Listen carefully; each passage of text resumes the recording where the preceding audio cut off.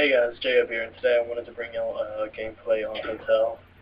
It's not the best gameplay out there, but there was something that I really liked that happened in this game. I guess I'll give you my thoughts about this map.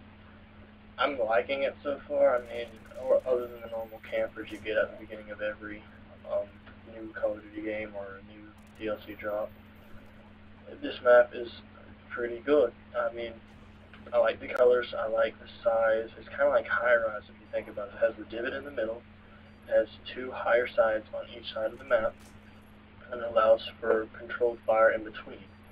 This is a search and destroy though, so it's not going to have what y'all want to see. Coming up is a Tomahawk, first Tomahawk I really tried to do in this map, and watch this. I'm going to throw it, I don't expect it, I'm just going to keep rushing. And wow, let's see some theater mode. Here we go. Up in the air, it is flying and flying, and then it comes back down eventually. And when it does, it doesn't just hit the guy, it hits like a huge bounce in the middle of one of the pools. And it just rocks the guy, I think right in either his head, shoulder, or upper torso. But I would say this is one of the most amazing Tomahawks I've had, because it was almost straight up, and it nailed the guy. I mean, I wonder what the expression on his face was when he started playing the new map pack and all of a sudden gets nailed by a Tomahawk. It's so funny. But in this gameplay, I was trying to get the hang of things. It was my first game on Hotel. And I like the bomb placements. I think they're evenly placed inside the map of rushers versus defenders. But there are some spots that I think could have been changed, like up in the top floor where snipers can sit.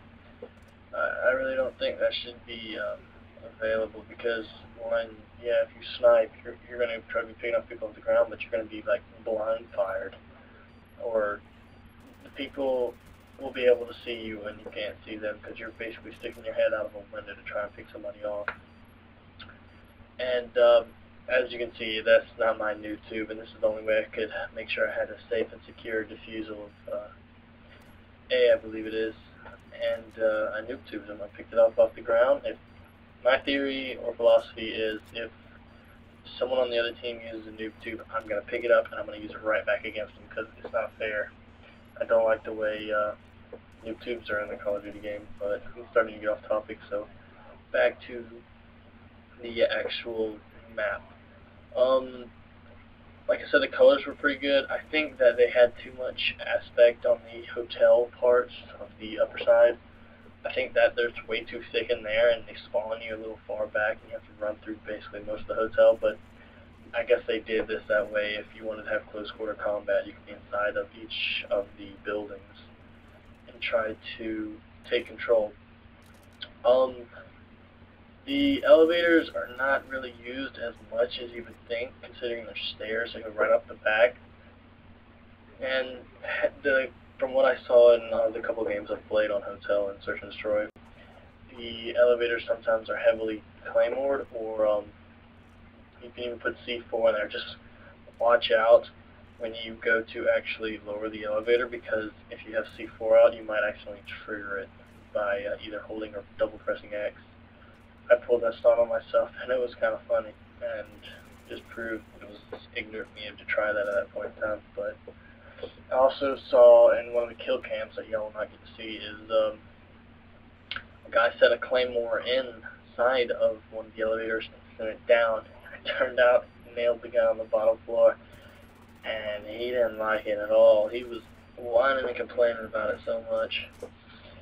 But I think the main focus is going to be on the actual interior of the map. I don't think it's going to be on the outside buildings, due to the fact, like I stated previously, is that why would you go all the way across the map to get inside of a building to fight? I think that it's going to be held where you see right now is kind of like in the pool section, in the pool house. I think that's where a good bit of the campers you might find, because that way they'll have access to both sides of the map, either forward or backwards.